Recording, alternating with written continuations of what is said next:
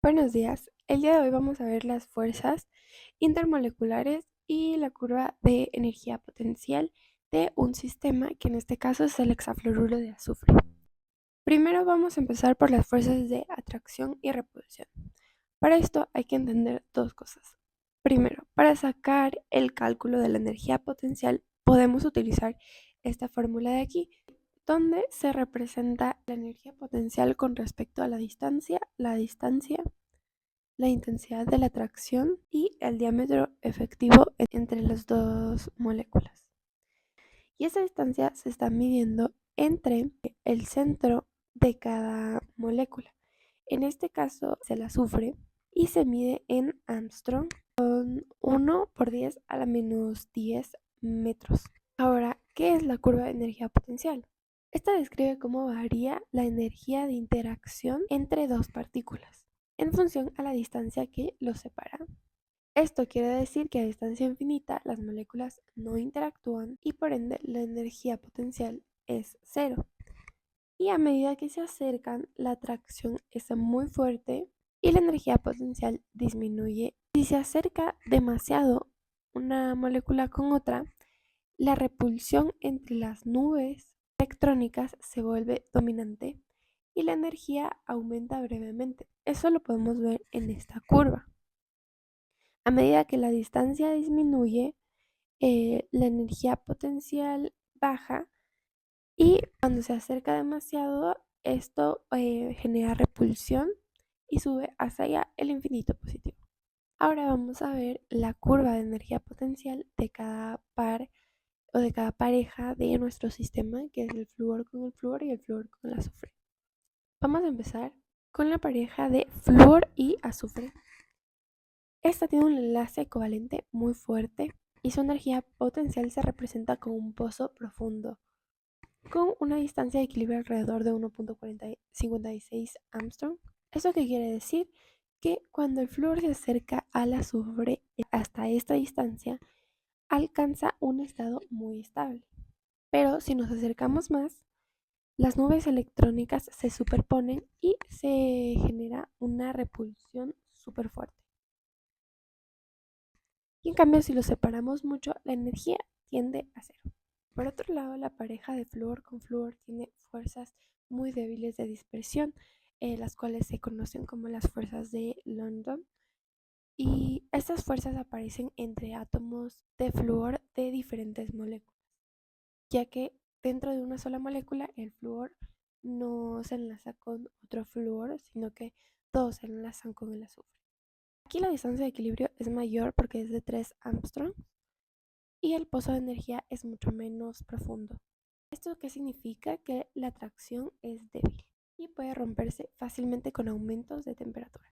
Ahora, aquí tenemos un ejemplo de cómo podemos sacar la energía potencial con respecto a la distancia de cada átomo y puse un ejemplo a la distancia de 4 Armstrongs y de 3 Armstrong, que aunque son cantidades bastante grandes, pues 4 es superior al punto de equilibrio y 3 es menor al punto de equilibrio.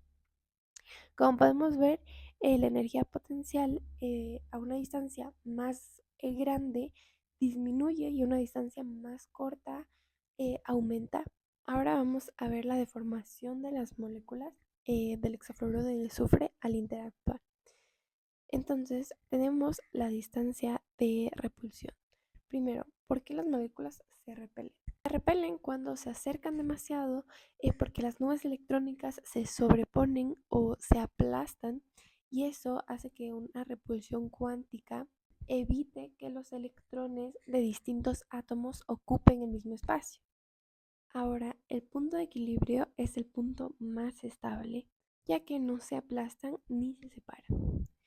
Por otro lado, las fuerzas se atraen, pues debido a las fuerzas intermoleculares, como las de dispersión en el caso del flúor y el flúor, o por enlaces covalentes fuertes como el flúor y el azufre, donde se comparten electrones.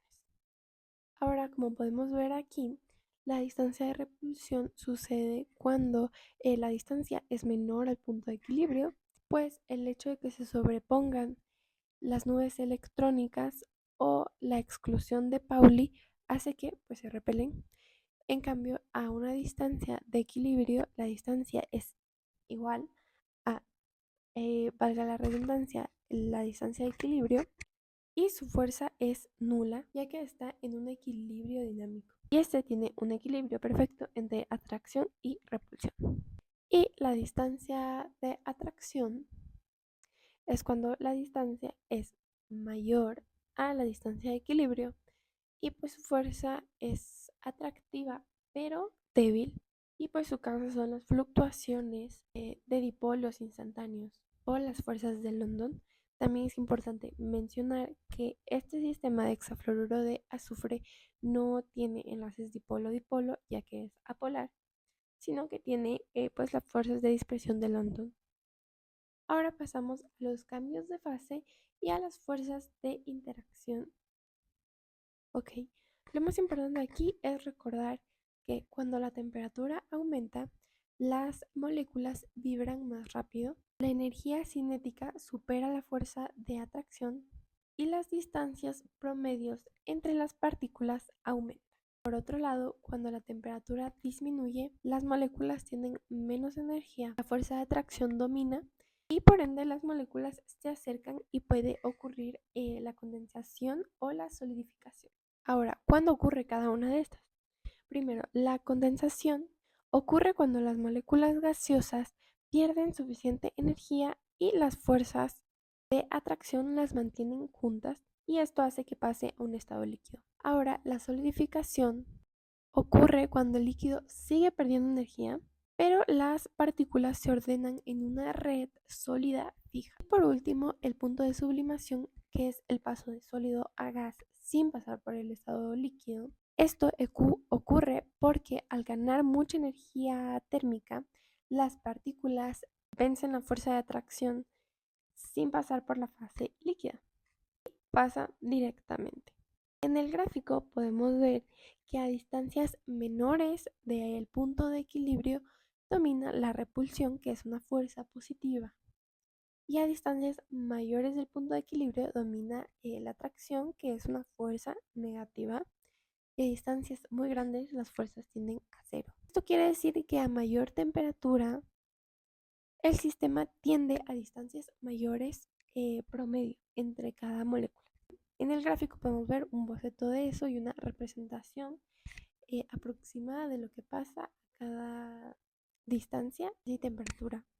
Entonces, ¿cuál es el efecto de la temperatura sobre las fuerzas de interacción del hexafluoruro de azufre?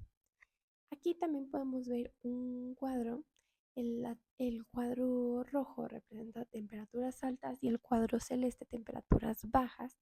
Y podemos ver que a temperaturas altas el movimiento molecular también aumenta, pero las fuerzas de atracción disminuyen y a temperaturas bajas pasa lo contrario, el movimiento molecular disminuye y las fuerzas de atracción aumentan.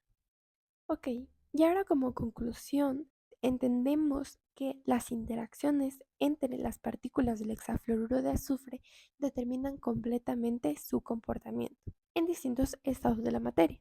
Por ende, ¿para qué necesitamos este estudio? Porque a través de las curvas potenciales comprendemos que las fuerzas de atracción dominan a distancias intermedias porque son más estables y esto permite los estados de condensación como líquidos y sólidos. Y las fuerzas de repulsión dominan a distancias muy cortas, asegurando que las partículas no colapsen porque no pueden ocupar el mismo espacio. También que la distancia de equilibrio es el punto ideal donde el sistema alcanza su máxima estabilidad energética y además que la temperatura juega un rol esencial, ya que al incrementarse favorece la separación de las partículas y los cambios de fase como el estado gaseoso, mientras que al disminuir refuerza las fuerzas de atracción y esto favorece a la condensación y a la solidificación. Por ende, este análisis nos permite representar o identificar fenómenos como la condensación, la sublimación y la solidificación. Todo esto desde un punto molecular con principios físicos y cuantificables.